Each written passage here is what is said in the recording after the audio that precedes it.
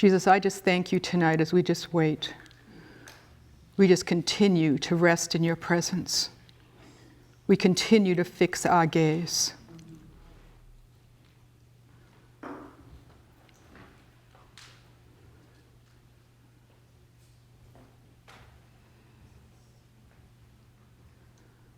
If not another word was said tonight, Jesus, you are enough. You are enough.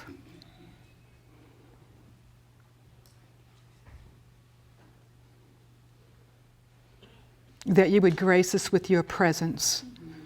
That is enough to just sit for the rest of the night, for the rest of our lives, and to just meditate on the fact that you would draw near to us, the eternal King of glory. We thank you for breathing into us tonight, your breath of life, your breath of hope, your breath of healing, your breath of joy. We thank you. We are so thankful, Jesus.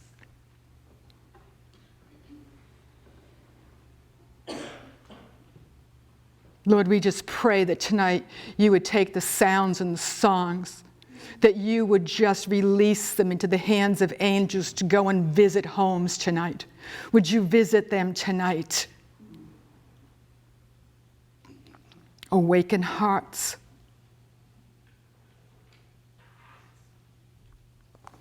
Wow.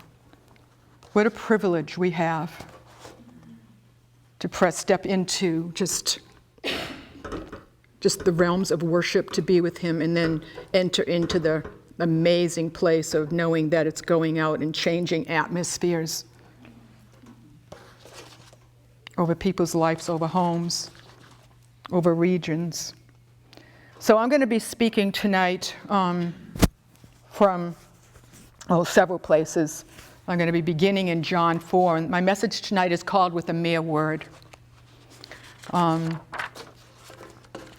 this is the story of Jesus entering into the village of Cana of Galilee. And this is where he had turned water and transformed water into wine. And he's returning there. He had been there before. He had turned the water into wine. And there was a government official, we know this story, in Capernaum, whose name was sick. His son was sick and dying. And this man who was in Capernaum heard that Jesus had left Judea and he was now in Cana. And so he decided to make a journey from Capernaum to Cana, and that's about a 20-mile journey that he decided to make. He had heard that not only Jesus was in Cana, but he had heard what? He had heard of testimonies. He had heard of miracles. He had heard the stories and the wonders of what Jesus had done. He was making a 20-mile journey for a purpose. He was going to find the one who turned water into wine. He was going to find the one who worked miracles, who worked supernatural wonders, with the hope that his son would be one who would somehow have a miraculous touch from this one who turns water into wine. And so what he did is he took the stories that he heard and he performed an action. What he did was he heard it, then he made a decision on it, and then he went. You see, too often we hear something, but we don't act upon it. We hear something, and we need to align ourselves, but I don't want to get ahead of this message tonight. So what he did is he went and he found Jesus. He found him. And the next thing he did is he began to beg him. He begged Jesus, and he begged Jesus to come to his home to heal his son who was about to die. And he said to him, "You must come to Capernaum with me and heal my son." He not only gave him an invitation, it wasn't even like an invitation, it's like, you must come. And you must come and heal my son. Like, this was, because why? He was convinced. He was positive. He didn't go with a maybe. He said, the one who turned water into wine has the ability to heal my son who is dying. And Jesus said to him, you never believe unless, and he was speaking to all the people, you see signs and wonders. But he wasn't offended at that. He didn't like go, what? No, I just came 20 miles and this is what you're going to say to me? No. He pressed right back in. You have to come with me to Capernaum before my little boy dies. Because he knew, just like he knew Jesus could heal him, he knew beyond a shadow of a doubt that there was a death sentence upon his little boy. And so he went in a desperation. He went knowing this is his only hope. There was no other hope. There was no plan B. There wasn't Mass General, there wasn't Leahy Clinic, there was nothing. There was this, period. So what happens is, it says, then Jesus looked him in the eyes. You see, Jesus is always very intentional. He looks right in the eyes. He didn't look like all around here, like a lot of people do when you're talking to them. Right in his eyes he looks. And he says, go back home now, and I promise you, your son will live and not die. Go back home now, like not 5 minutes from now, not 10 minutes from now, and I promise you, your son will live and not die. So what did this government official have to base this promise on? He's never met Jesus. He's only heard stories about him. But this was a man who was a government official. He was used to government documents. This means this means this, pieces of paper, this is this. Something tangible to hold on to in writing. Here's the proof, here's the goods. You can apply it. All he had was the spoken word of Jesus, who had never met, the former testimonies that he had heard, and now he's finally seen him face to face. But I believe that there was something that transferred when Jesus looked him right in the eye. You see, he came with a hope. But he left with a promise. He came with a hope, and he turned on the now, and he left with a promise. That's why we need to meet with him face to face, up close. That's where the hopelessness dissolves and the promise takes its place. So it says that he believed in his heart, not in his mind. He believed in his heart the words of Jesus, and he set off for home. He didn't remain. He didn't ask for proof. Give me some tangible sign, Jesus, so that I can go home and show my wife. Nope. He received it, he believed it in his heart, and he went. Because the words of Jesus, when Jesus looked into his eyes and he spoke the words, it went into his eye gate, it went into his heart. He went with this wide open, desperate heart. You see, when we go to Jesus with this closed heart of, I don't know, Jesus, I don't know. You follow what I'm saying? He can still break through because he can do anything. But man, when we come with desperation and our heart is wide open and like you are the only thing, if you don't happen, because there's only plan A. I don't have a plan B. You are it, Jesus. So what does he do? He turns his face, he turns his body, he turns his whole being, he steps out. And in that stepping out, what he does is he waters the promise that Jesus has put in his heart. Because Jesus speaks things into our heart, but how do we water it? We water it with action. We water it by stepping out on it. And so he waters this very word, this very seed that's been put in his being. He aligns his entire being with this miracle word. He didn't put it on a refrigerator. They didn't have refrigerators in that day, but you know what I'm saying.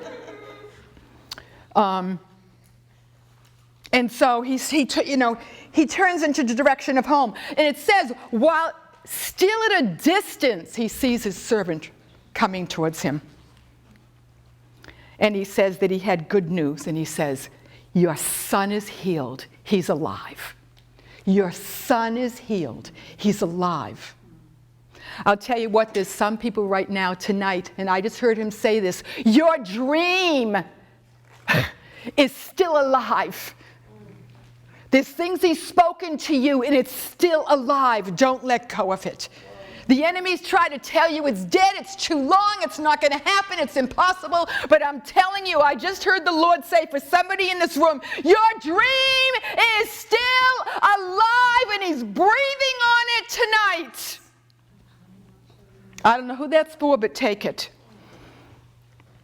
And it says the Father was overjoyed. What does this look like?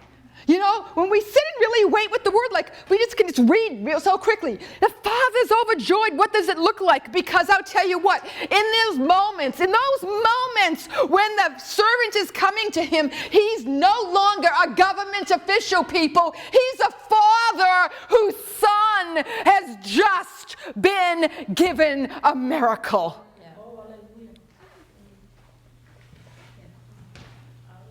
You see? He went as a government official. He didn't go as a government official. He went as a father. And so, he's healed. He's alive. I think when it says he's overjoyed, I think he's jumping up and down. I think he's crying and laughing at the same time. Oh my God, ah! Oh my God, ah! I mean, what would you be doing? That's what I'd be doing. I mean, I don't know. I don't think he'd just be sitting there going, oh gee, that's really nice. What's next? I don't think so. So he goes, when did this begin? When did my son begin to recover? This is what the word says. And the servant says, yesterday at 1 p.m. All at once, his fever broke and now he's well. Come on, all at once, his fever broke. All at once, Parkinson's is gone. Come on. That's what's going to happen, Diane. It's going to happen. Hallelujah. Come on, yes. Because you have a father. Come on. Immediately and instantly, sickness gave way. Sickness bowed its knee. Yes. As we sang tonight, every knee must bow. Sickness must bow at the name of Jesus. Come on. Sickness must give way. It must give way. It must give way. I'm saying it forcefully because I feel his force is in this room. I'm not a hype person. You know me. I don't hype. I feel his force in this room like this bulldozer. Boom! Like sickness, get out of this room. You have no right. These are my children. How dare you trespass? Sickness is a trespasser. We are a temple of the Most High God, and I speak that to the things I'm believing God to heal me of. Yes, yes. Enough is enough. Yes, yes. Enough is enough. So immediately sickness gives way and bows its knee to the words of life. And what happens is the words of life, from the mouth of Jesus, it came and it swallowed up the death sentence and made it null and void. The Father realizes the very same hour Jesus spoke the words to him, your son shall live and not die. Come on. We read these things, but when we sit and we meditate on them and we really let them get into us, it transforms us. It transforms our situations. So it said, here's the most amazing thing. From that day forward, the man, all of his family, and all of his servants believed. He acted, he moved, he met the fulfilling of this word on his way, and his entire house gets saved. He got more than he asked for. He got the healing of his son, and the most amazing healing of all, eternal salvation. He goes asking for the healing of his son who's dying, and his entire house is saved, and every servant. What's that saying? It's like when you come to me and you ask me for one thing, I've got a bounty to give you. A bounty. You asking for this, but let me tell you what.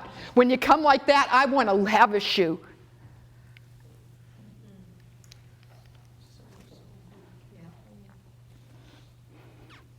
So he heals the government official's son.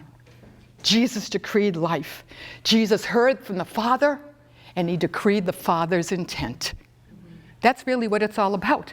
Father, what you saying? Oh, okay. And we decree the Father's intent. That's it. But we got to know. So we know, as I said, the man aligned the word. He aligned with the word, Jesus, who spoke the word.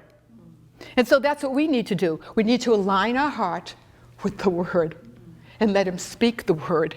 And then we decree those words over our lives, over our bodies, over our circumstances, over our families, over our jobs, over whatever it is, our family, our church, our nation, the nations, whatever it may be. We decree God's dreams. We decree his purposes and plans, not presumptuously, because it accomplishes nothing.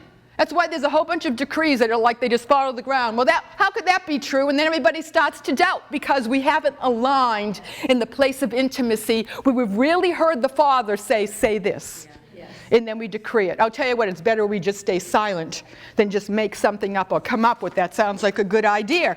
Not that anything, what happens is nothing happens. That's what happens. And then we begin to doubt. Well, I don't know. I mean, I decreed that and nothing happened. Well, because the Father didn't decree it. Do you follow what I'm saying? Yeah. He didn't say it. So let's move on. Now we're in Luke 6. Okay, I'm going to be jumping from different things, but it all sort of flows. So now we're with Jesus, and he's in the synagogue, and it's on the Sabbath. He sort of likes to show up on Sabbath and stir up trouble. You ever notice that? He's like sort of like a troublemaker, but not. You know what I'm saying? He just likes to get the religious things out of the way, So he's in this synagogue on the Sabbath, and he's in this room with this man with a withered hand, a deformed right hand. Thought it was interesting. That's a whole nother teaching in itself, because our right side is the side of faith, so that's a whole nother thing. But anyways, everyone was watching him closely, like, right. You ever walk into a room and like everybody's watching you, that type of thing. Everybody's watching him. And so especially the Jewish leaders and the Jewish, religious scholars, they're looking to see, is Jesus going to heal and do something on the Sabbath? Because we are looking for some way that we can accuse him. Like we're going to watch him until he breaks the Jewish law, then, aha, we got him. But Jesus, he's not bowing his knee to anybody. He's not responding to any religious stuff. He's not moved by this, and he's not moved by that. He's moved by one thing, his Father in heaven.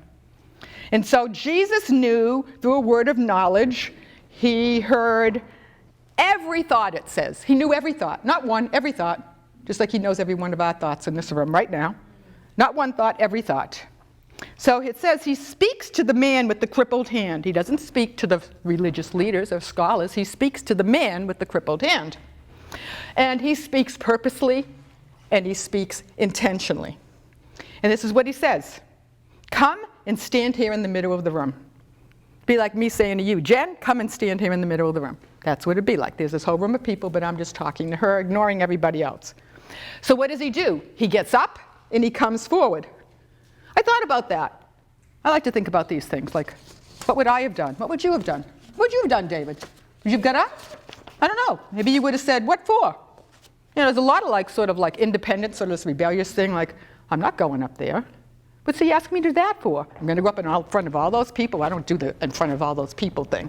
Not really, I've heard all, I'm not going, you call out sicknesses, I'm not going up there, and then you find out 2 weeks later that was the person back there, what I'm saying, that really did have this situation. I'm not being critical. I think about these things. This guy just gets right up. He doesn't deal with any of this. Okay, he responds. He acts. You see the pattern here? What gets the response? What gets the miracles? He responds, he acts, he gets up, he goes forward, because what is it? It's action in response to Jesus' word. So now Jesus addresses. Now he's going to address everybody. He addresses the man, but now he's going to address everybody. And he says, let me ask you a question. Which is better, to heal or to do harm on the Sabbath day. I have come to save a life, but you have come to find a life to destroy it. Let's look at another version. What kind of action suits the Sabbath best? Doing good or doing evil? Helping people or leaving them helpless? So this is what he says to them. Good questions, right? One by one, here we go. Here comes the eye gate again. One by one. Picture this. One by one, he looks every single person in the eye. That's what it says. Every single one. It says he looks in the eyes of each person. And this isn't just a quick gaze. This is purposely, this is intentionally, and he's looking deep. And his eyes are eyes of truth and light, and they're probing like that sword, dividing the soul and the spirit. They're looking into the motivation of each heart. This amazing king, this amazing king. He looks into each eye gate. In his eyes, when they look, they're seeing this blazing, fiery justice and jealousy that guards the helpless and the hopeless and the sick and the needy and those needing mercy and those needing his touch and those that the Pharisees and the Sadducees and the religious spirits have kept at bay. It's like, whoa, I'm going to show you what heaven really looks like. This one who came to set the captives free was about to make some bold statements with his look and then his actions. More can be said with one look, can it not, than 1,000 words? Yeah. So he looks intently in each one's eye, and then he says to the man, now he's done with the looking. They've all got the look. And he says, I love it. I mean, can't you see this? This is like these dramas. Forget Hollywood. This is amazing. Stretch out your arm and open your hand. You see, when he speaks, it's purposely, it's intentionally. He knows the beginning from the end. Stretch out your arm and open your hand. It's not a divine suggestion, it's a command in those moments. Just like when he speaks to us and we get to choose whether we say yes or no. And when we say no, we don't get what was behind his intention. Yes. Follow what I'm saying? So, he's defying the religious spirits and all the evil practices and the heavy weight of hypocrisy, the legalism that is put on the people. He's like, open your hand. And what it is, it's a command of love. It's a command of mercy. This isn't a command of control. This is a command of love and mercy. It's so beautiful. And he's in the saying of that, he's literally saying, I will show you who I am. The I am who I am. I will show you who I am. And the kingdom I am from. Because he's from the realm of I am. With everyone, it says, watching intently. Here they are all again, all eyes. Watching intently. Now this man, he stretches out his arm and his hand is completely healed. Come on. I'm like, they're waiting to catch Jesus, and this guy's arm stretches out and his hand opens up. 8 words. Stretch out your arm and open your hand. In one extended arm in obedience. 8 words. In one extended arm in obedience. 8 is the number of new beginnings. His miracle was then, now. Not tomorrow, not the next day, not a week. Because what happened was that miracle came and it overtook and swallowed up the religious spirit's decrees that had been over this man. It rolled them up like a scroll and made them null and void. And this is what he wants to do in the situations in our life where religiosity and limitations and what the enemy's put on us, or religion has put on us, or we've put on it, or who's ever put on it. He wants to deal with those things, roll them up like a scroll and make them null and void and have his miracles come forth.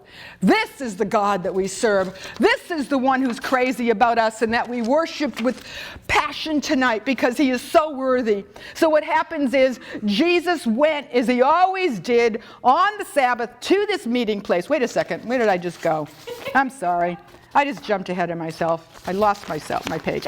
There we go, because I went on to the next miracle. So there's no heart. That's why I have notes, because I'm going all over the place. There's no heart at all. Think about this. For the crippled man's now healed hand. They don't care. See, religion doesn't care. And if we let that get in our heart, we get self-focused. Me, me, me, me, me, me, me, me, me, me, me, me, me. We don't. There can actually be jealousy. Why were they healed and I wasn't healed? Why is that one and I didn't? Okay, that's just something else that's going on in our lives. But his life is forever changed inside and out. Not just his hand, but his entire being is now changed from inside out. He's been touched by the Lord of the Sabbath, who healed on the Sabbath. The Lord of the Sabbath has just, like, I'm the deal, I'm the Sabbath. Forget the Sabbath, I'm the Sabbath. I'm in the room, I'm the Lord of all.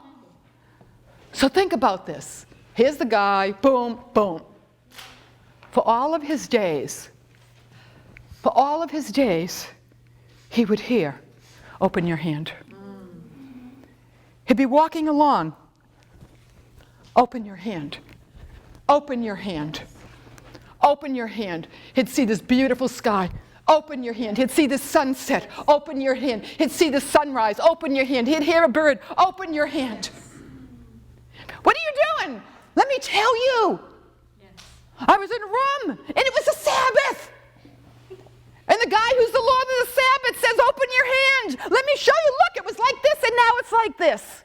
And they would talk into the night of the wonders and the majesties of this king. Open your hand. Because you see, open your hand, when he says, I want to heal you, I want to touch you, I want to provide for that situation, I want that dream to come true, it isn't just about us. It's so we can say, open your hand. This is what he did. This, I was this, but now I'm this. I didn't have this, but now I have this. I was over here, but now I'm here. Come on. It's not just about us. It's about the king.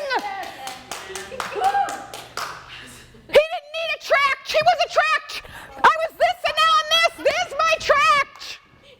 I'm not against tracts. You know what I'm saying? But it's like, where to be the tract? Like, read me. Read my life. I once was and now I am. Yes. Am I losing things? I don't know. It's like, I think it's all still there. I don't know. These things, you know, this. Anyways.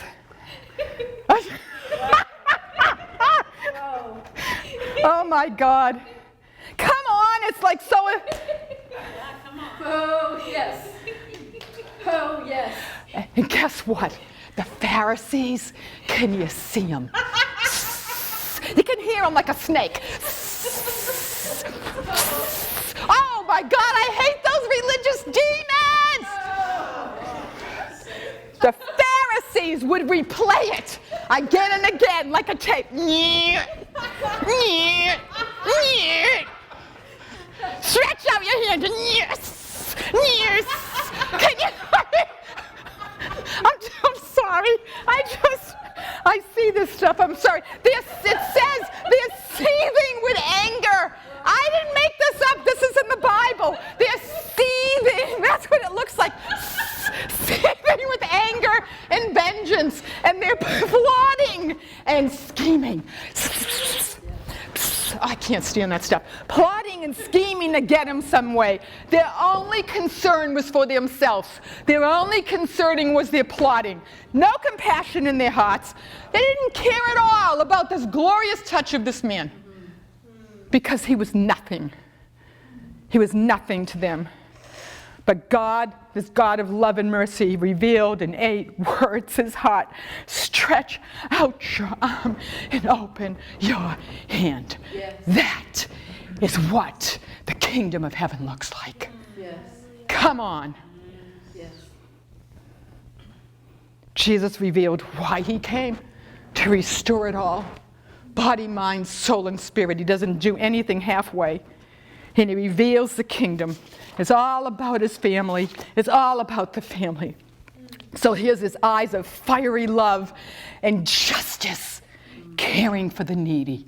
His eyes of fiery love and justice always care for the needy. He'll tear down a mountain. He'll raise up a valley. Whatever it takes to get to that one, he's going to get there. Nothing will stop him. Nothing. Because he's the great intercessor. He's the eternal sacrifice that takes action and says in his actions, I have the final say.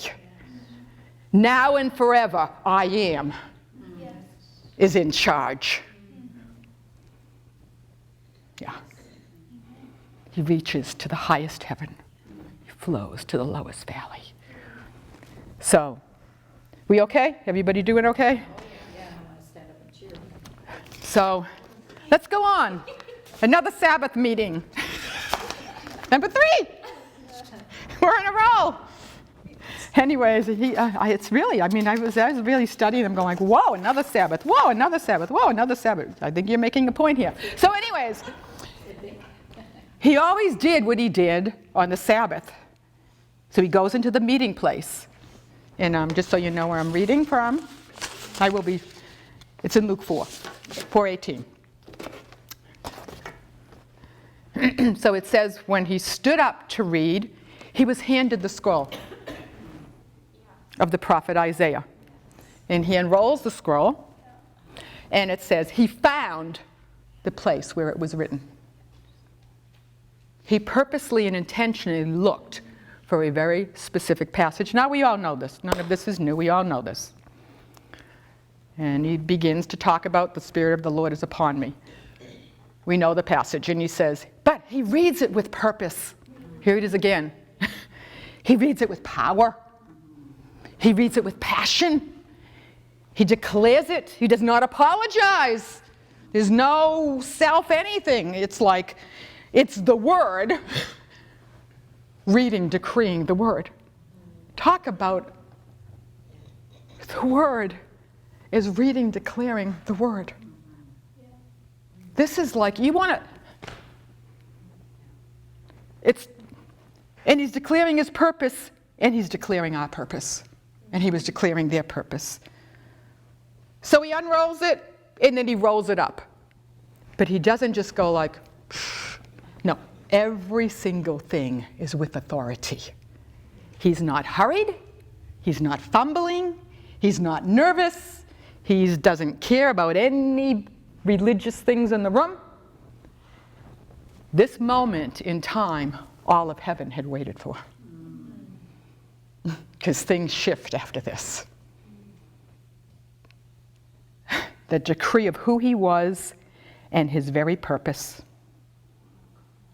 And I'll tell you what, all of heaven and all of earth is waiting for us to stand up in humility, yet with confidence, and decree with authority and power who we are and what our purpose is. Well, I don't know. And I'm not being critical. It's time to know. I don't care if all you know and all you can say is, I was born to worship. Say it with everything you have. Roar it out. Look every religious thing in the eye and say, I don't think so. I know why I was made. Back up, out of the way. The king is coming through because he's in me. Excuse me? Out of the way. The king's on a mission.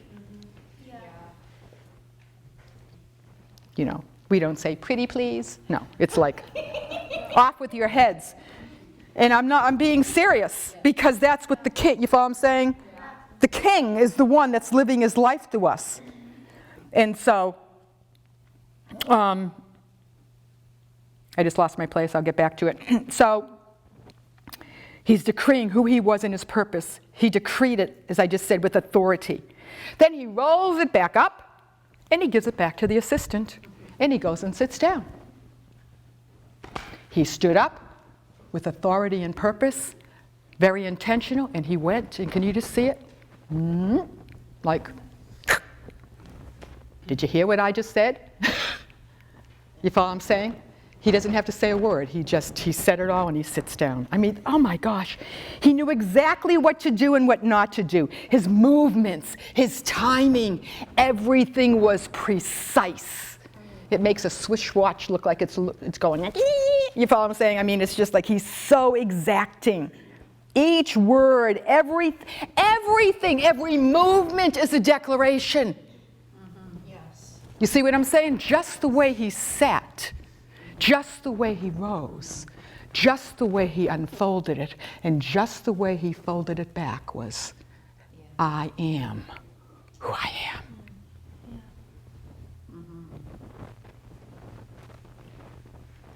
Yeah. Yeah. See, the world wants to intimidate us. The religious spirits want to intimidate us, and the worldly things want to intimidate us.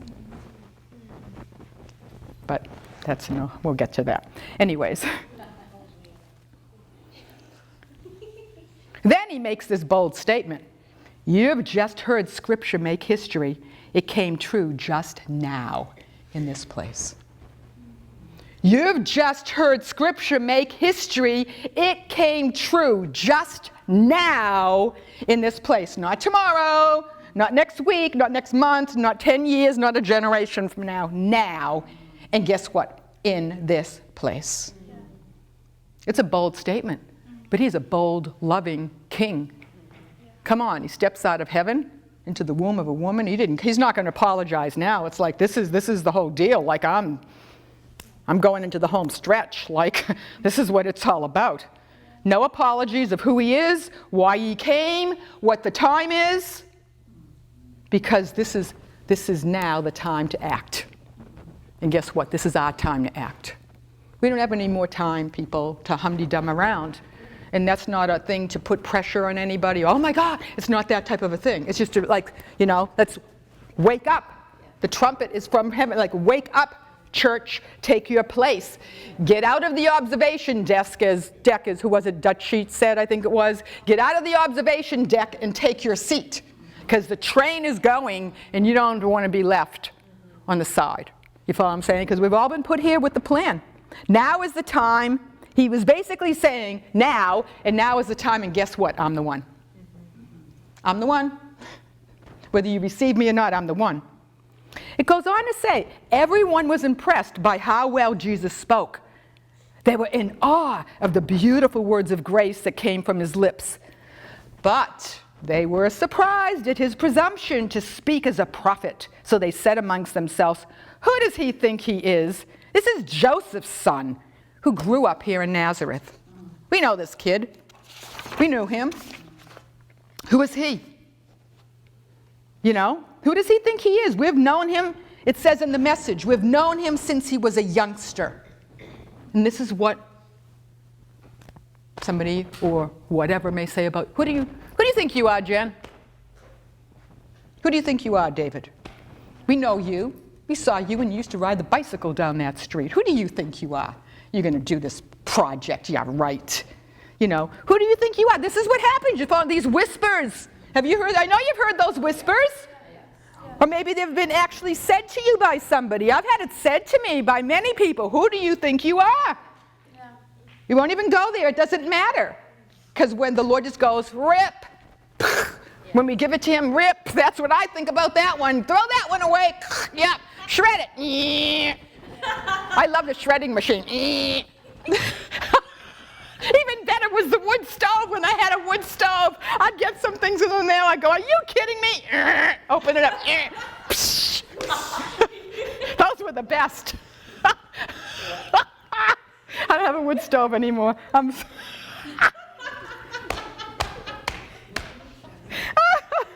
Anyways.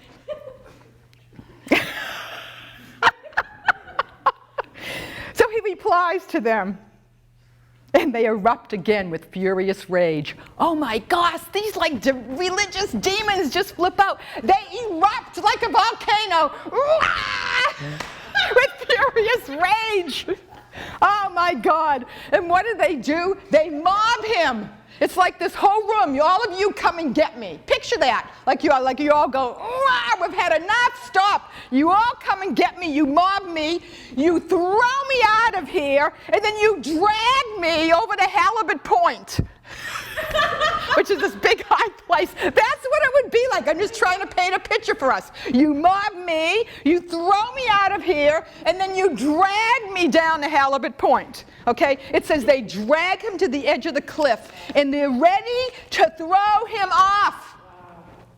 They're ready to, we know this story, but let's look at it again. And this is what happens in the Spirit. The enemy comes and he drags us and he's going to throw us off the cliff. Like, forget it, it's hopeless. Let's just do it. Let's just get it over with. Let's put you out of your misery. But here's what Jesus does. He just goes like, I don't think so. Don't you remember? I am. And he just walks right through the crowd, leaving them all stunned. Like, what? He's Can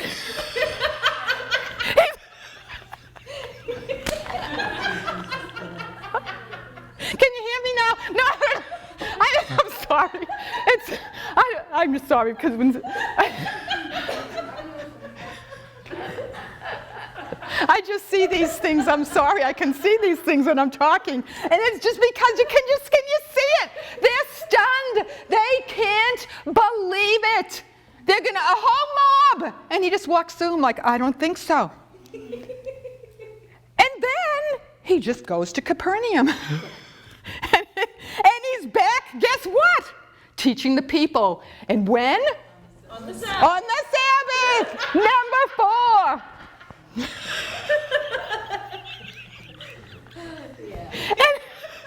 And it says, I'm sorry, I entertain myself all the time. Yeah, I love it.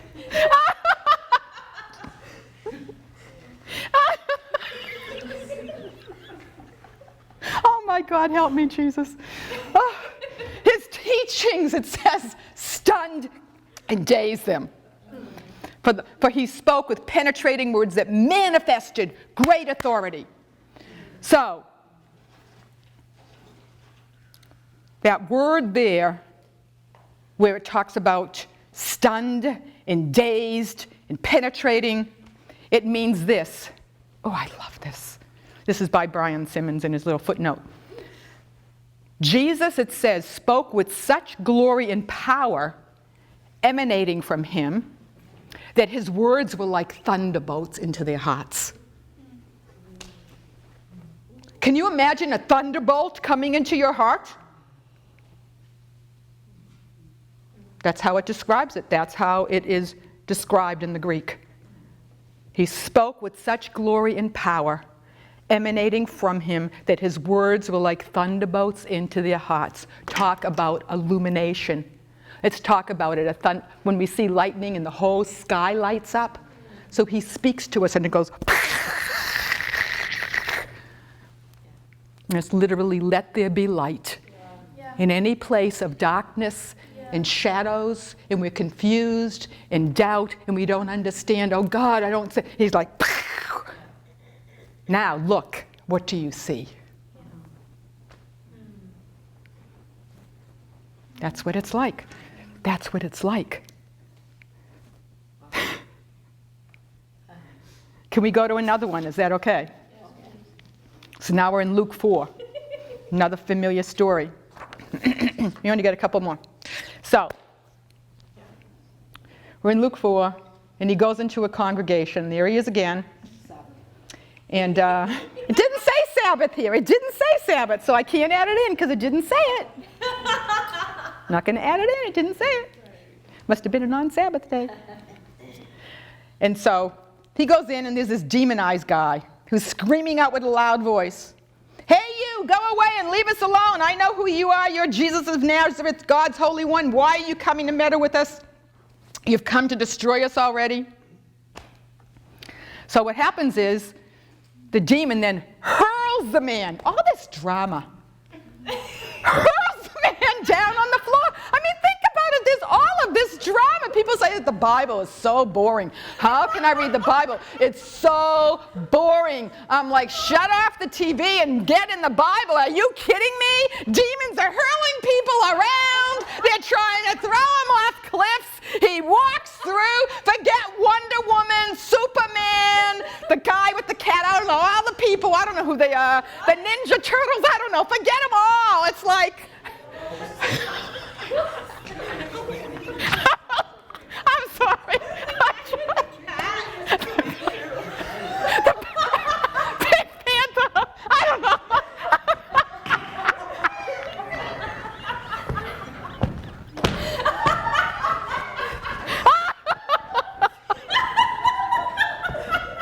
Oh my God, they're never coming back. Get me out of here. We're out of here. How did you get us here? It's only a movie. We're going to fast forward any time. Oh my God. Oh.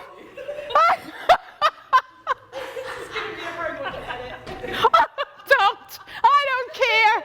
Let the demon scream. I don't care.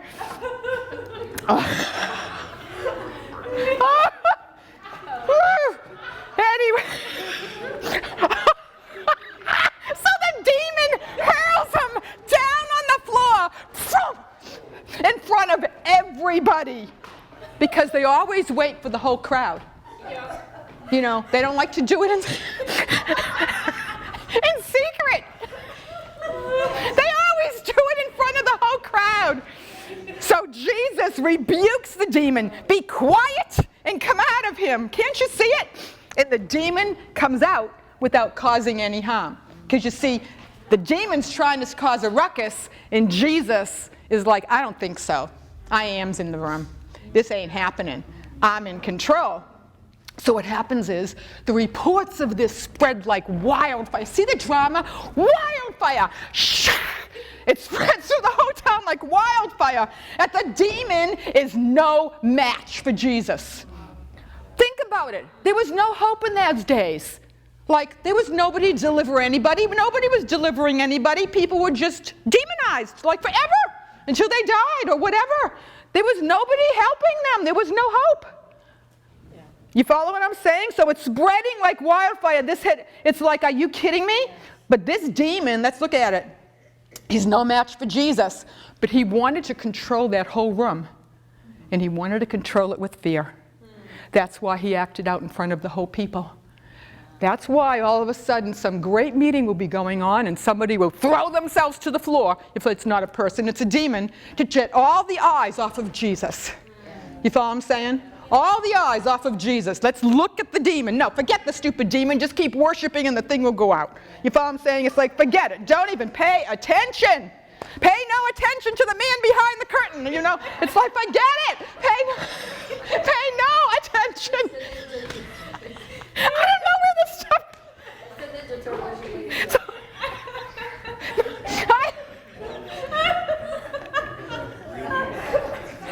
Oh boy, this is a rare form tonight. So Jesus takes control. Take control, Donna. Jesus takes control because he's always in control. Because why? He's the way, he's the truth, he's the life, and he is the Lord of all. Yes. So what did he do? In that moment, he fulfilled what he read. What did he say? The Spirit of the Lord is upon me. Remember? He'd read that. I mean, that had happened just a little bit earlier. That was verse 18. We're now in verse 33. Okay? So he is fulfilling what he's read. He's fulfilling what he's decreed. He's fulfilling what is written of him. I came to set the prisoners free. Look. No longer is he captive. He's free. Because that's what my kingdom looks like. He came to set the prisoners free. He read it. He decreed it. He released it into the atmosphere, and then he performed it. And it says, with a mere word. With a mere word. not 50 commands, not 3 hours, not blah, blah, blah, blah, blah, blah, blah, for 5 million years. A mere word, and it's done. Come on. The Spirit of the Lord is upon me.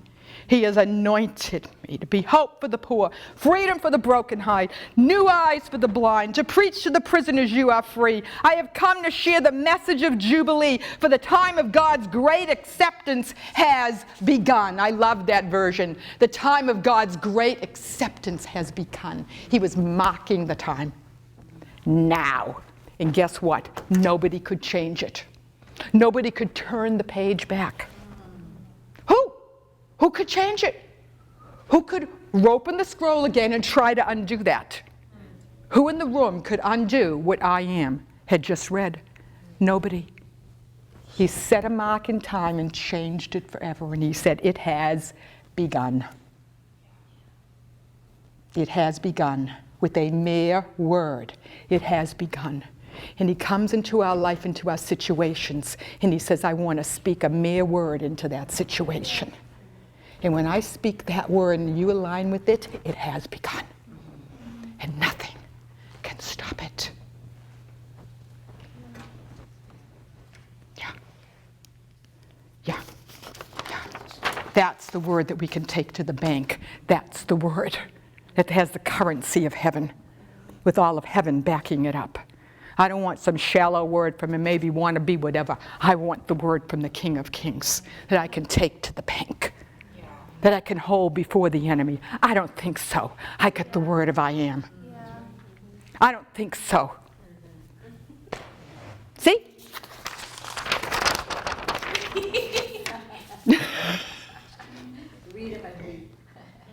Can we have one more? And then we're going to end with something.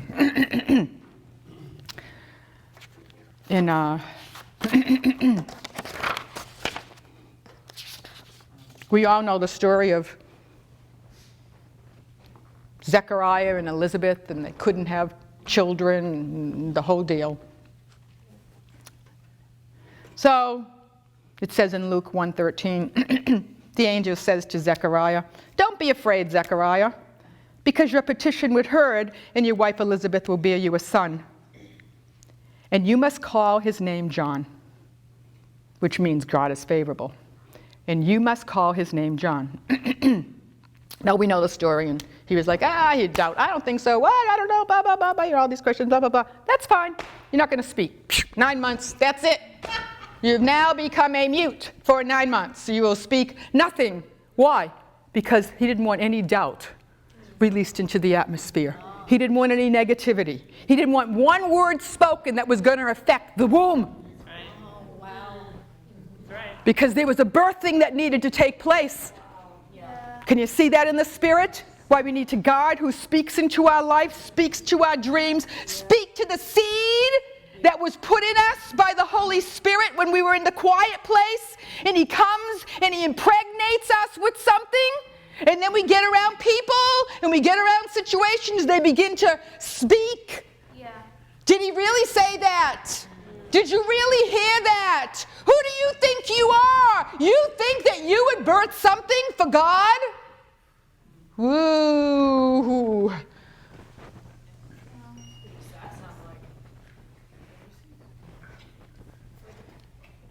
This is weighty stuff, guys. This determines whether destinies come forth, nations come forth. You follow what I'm saying? I believe for KPN. Why? Because the Lord told me. But I know what he's spoken to me. Who do you think you are, Donna? I'm a daughter of a king who happens to be I am. And he said, nothing's impossible. And this is what I want you to believe for, because this is my dream. Will you dream with me? Yes, King. Because it's all about you. I can't do it. But you're in me, and you can. So do I need naysayers around me? No. We need people who breathe into ourselves, each other. Prophesy. The words, the true words, not whatever. So you get that. So he silences him. I don't think so. You ain't saying one more thing. Because this is John. By the way, the one who's going to prepare the way for my son. You know, it's like, are you kidding me? No, nothing's going to stop this, so I'm just going to silence you. So, now we know John's born, and now they're getting ready to name him. We're in verse 63. We're going to name him this. We're going to name him, no, and no, and you know, Elizabeth said, no, we need to. So they give him a writing tablet. We know it, and he writes. His name is John, and they're all astonished. There's the drama again. They're all astonished. His name is John, and so what happens? He speaks it. 4 words. His name is John. And when he said that, it aligned with the 7 words of Luke 1:13. You must call his name John. You see the alignment? So important that what we speak. Zechariah had not originally aligned himself with the words, and that's why his mouth was shut. But God's plans continued despite his doubt. Why? Because it was God's plans, and there was one who said yes.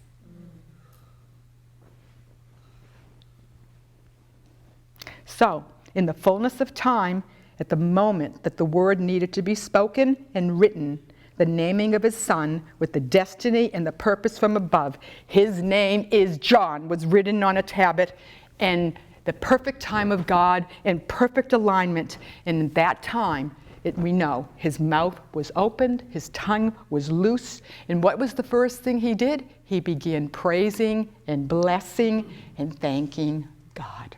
After 9 months of silence, he had a lot to think about.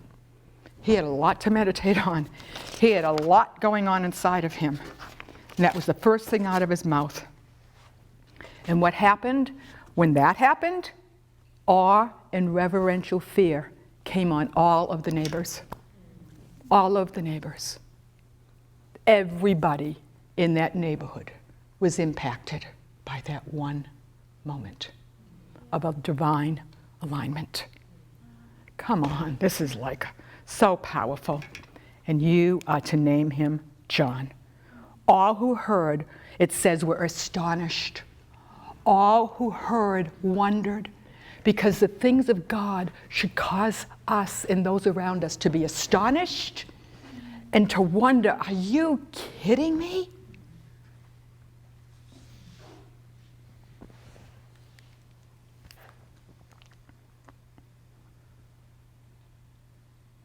And then they says, if this miracle brought his birth, what on earth will this child become? We're all miracles. Maybe not by natural birth like that, you follow what I'm saying, but spiritually, we are a spiritual birth miracles. We once were not of his kingdom of light. We were in darkness, but now we're light.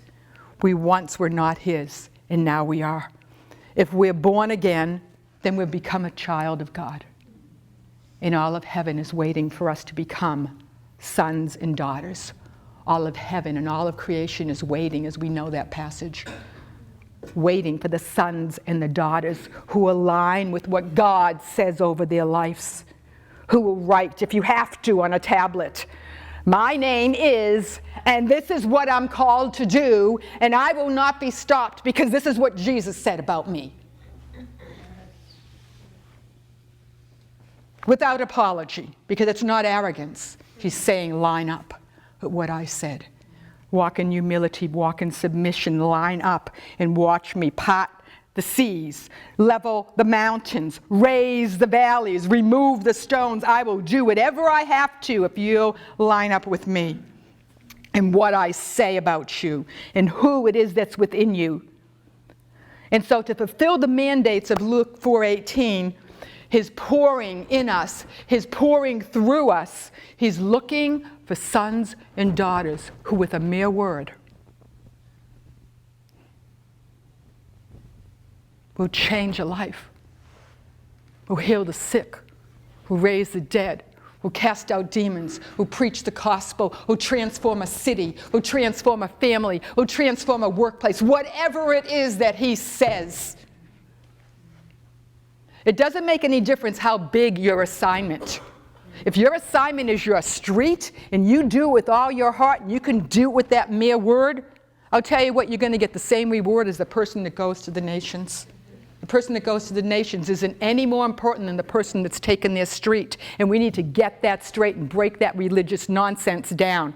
And all the comparisons and this and this and this and this. All we need to do is be faithful to what he has called us to do, not look to the left or to the right, or they're doing this and they're doing that. What does it matter? What matters is what he said to you. Find the people that you're supposed to be linked with and walk out that divine assignment. Walk it out in love. Walk it out in fellowship. Walk it out. Be where you're celebrated. Be where the way is going to be made for you, and walk it out.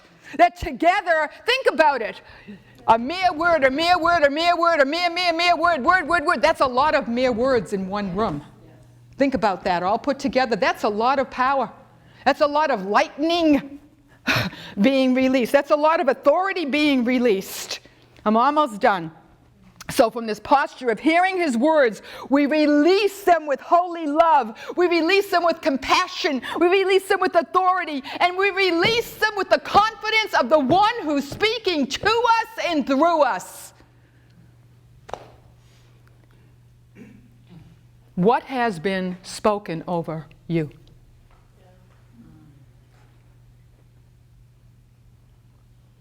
And have we taken the time to write what we've heard? And will we align our whole being and decree it over our life? I don't care if it's the tiniest thing. What has he spoken over you? And some of us may have or not fully aligned our lives with what he's spoken over us. Or maybe mostly we have. But I'll tell you what I heard tonight. He wants to align tonight. Every place that's misaligned, I can't do anything. He wants to align tonight. Any place that's out of alignment, so that with a mere word.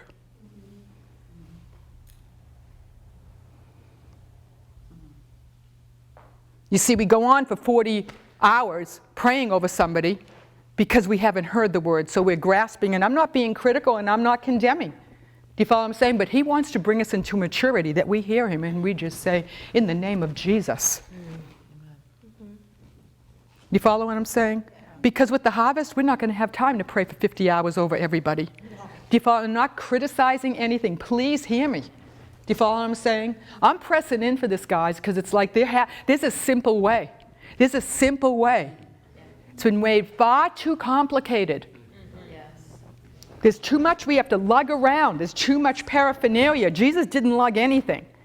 He heard his Father's voice and he did it. And this is what he's saying. Align his sons. Align his daughters. Do you follow saying afresh?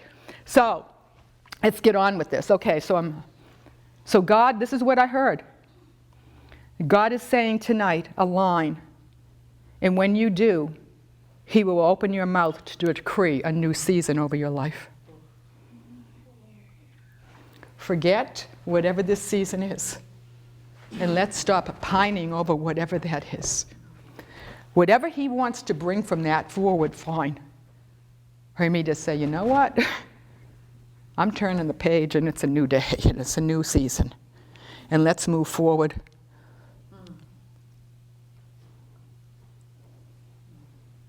We've all had losses. We've all had stuff. We could all write books. Every life could have a movie made. Let's face it. You know what I'm saying? We could all sit here and we'd be here for probably 2 weeks if we all got up here and shared our stories. You know what I'm saying? What matters is Jesus' story in us. But I will tell you what we're going to be doing, and you may want to do this at home with you and the Lord. This is the invitation that I heard from the Lord as I waited. Because at first I thought, okay, see, this is me. I'm like, oh, this will be nice and comfortable. Okay, we're all going to stand up and read this together. And I heard the Lord say, no.